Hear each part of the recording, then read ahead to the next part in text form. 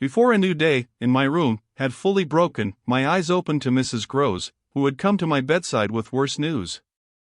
Flora was so markedly feverish that an illness was perhaps at hand. She had passed a night of extreme unrest, a night agitated above all by fears that had for their subject not in the least her former, but wholly her present, governess.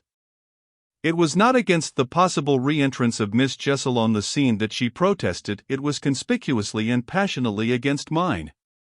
I was promptly on my feet, of course, and with an immense deal to ask, the more that my friend had discernibly now girded her loins to meet me once more.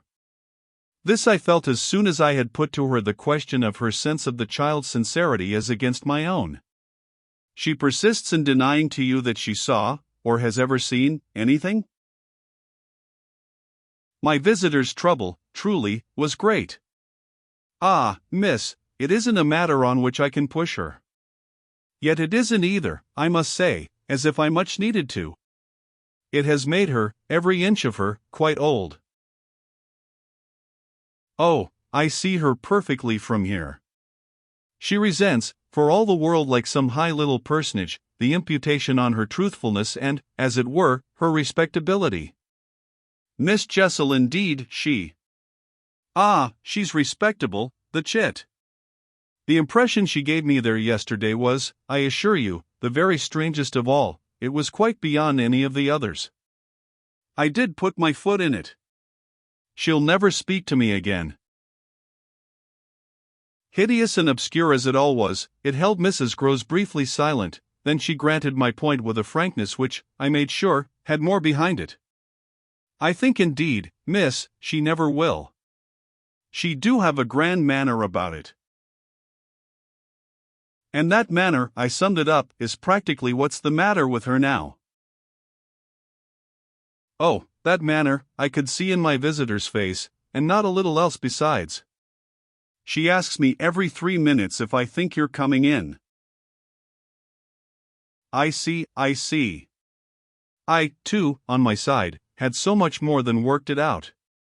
Has she said to you since yesterday, except to repudiate her familiarity with anything so dreadful, a single other word about Miss Jessel?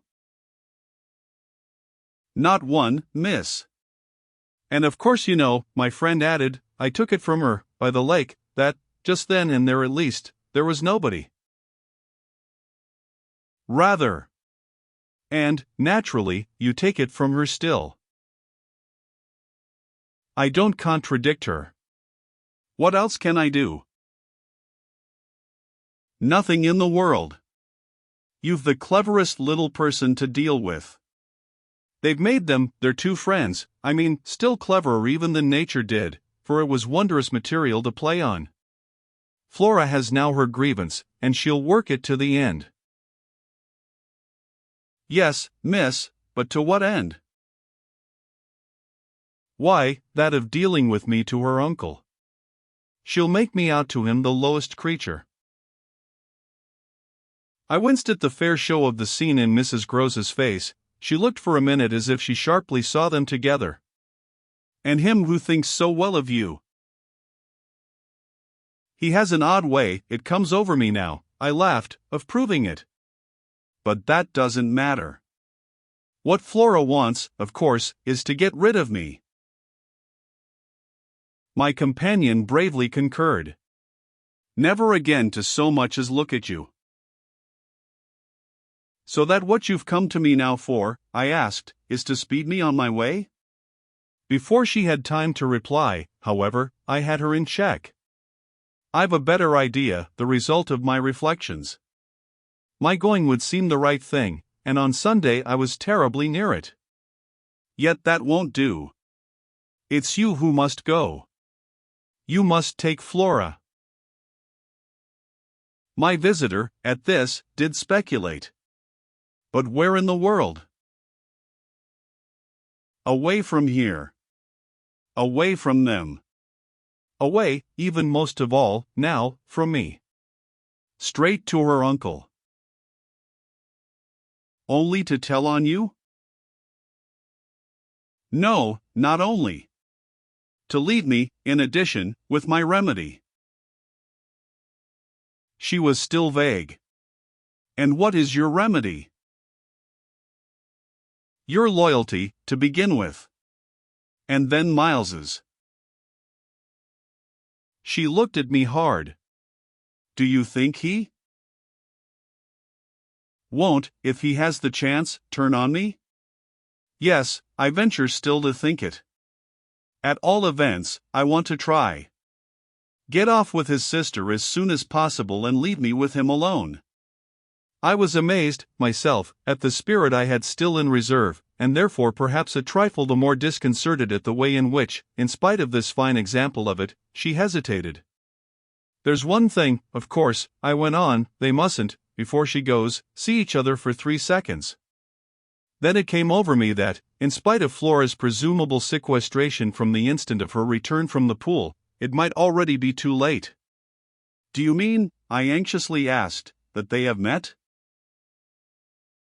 At this she quite flushed. Ah, miss, I'm not such a fool as that. If I've been obliged to leave her 3 or 4 times, it has been each time with one of the maids, and at present, though she's alone, she's locked in safe. And yet, there were too many things. And yet what? Well, are you so sure of the little gentleman? I'm not sure of anything but you. But I have, since last evening, a new hope. I think he wants to give me an opening. I do believe that poor little exquisite wretch, he wants to speak. Last evening, in the firelight and the silence, he sat with me for 2 hours as if it were just coming. Mrs. Groves looked hard, through the window, at the grey, gathering day. And did it come? No, though I waited and waited, I confess it didn't, and it was without a breach of the silence or so much as a faint allusion to his sister's condition and absence that we at last kissed for good night. All the same, I continued, I can't, if her uncle sees her, consent to his seeing her brother without my having given the boy, and most of all because things have got so bad, a little more time. My friend appeared on this ground more reluctant than I could quite understand. What do you mean by more time? Well, a day or 2 really to bring it out. He'll then be on my side, of which you see the importance. If nothing comes, I shall only fail, and you will, at the worst, have helped me by doing, on your arrival in town, whatever you may have found possible. So I put it before her, but she continued for a little so inscrutably embarrassed that I came again to her aid. Unless, indeed, I wound up, you really want not to go. I could see it, in her face, at last clear itself. She put out her hand to me as a pledge. I'll go. I'll go this morning. I wanted to be very just. If you should wish still to wait, I would engage she shouldn't see me. No, it's the place itself. She must leave it. She held me a moment with heavy eyes, then brought out the rest. Your idea's the right one. I myself, miss. Well,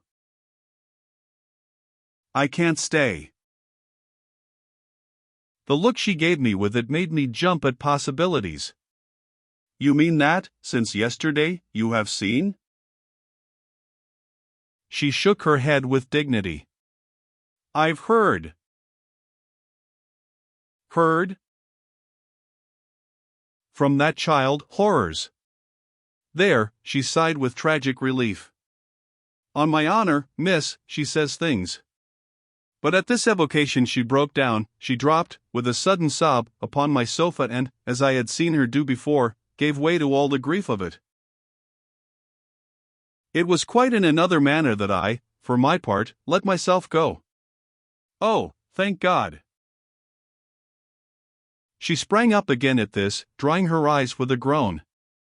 Thank God? It so justifies me. It does that, miss.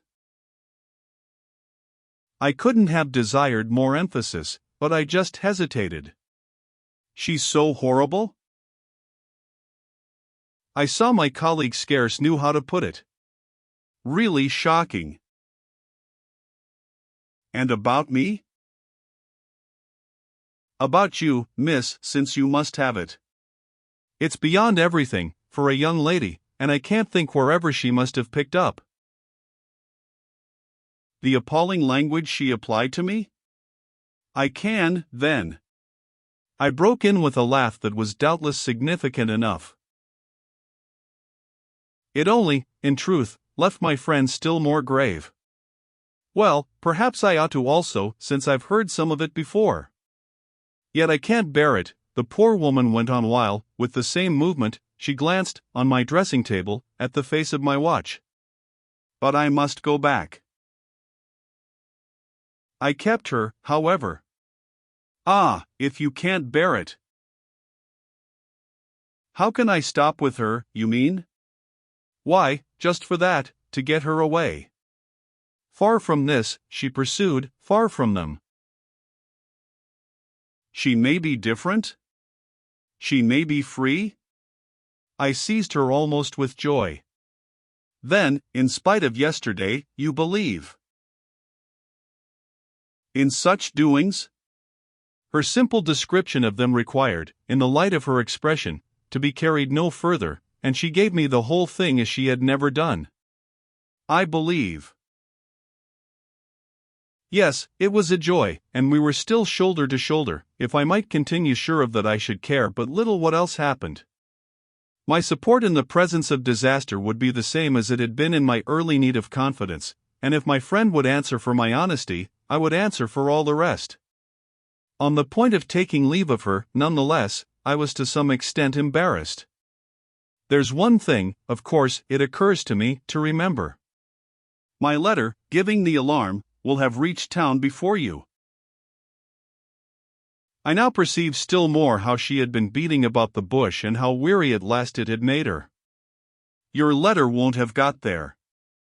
Your letter never went. What then became of it? Goodness knows. Master Miles. Do you mean he took it? I gasped.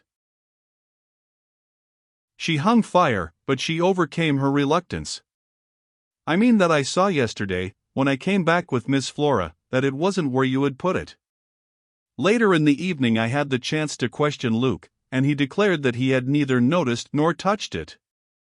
We could only exchange, on this, one of our deeper mutual soundings, and it was Mrs. Gross who first brought up the plum with an almost elated "you see." Yes, I see that if Miles took it instead he probably will have read it and destroyed it. And don't you see anything else? I faced her a moment with a sad smile. It strikes me that by this time your eyes are open even wider than mine. They proved to be so indeed, but she could still blush, almost, to show it. I make out now what he must have done at school. And she gave, in her simple sharpness, an almost droll disillusioned nod. He stole. I turned it over, I tried to be more judicial. Well, perhaps. She looked as if she found me unexpectedly calm.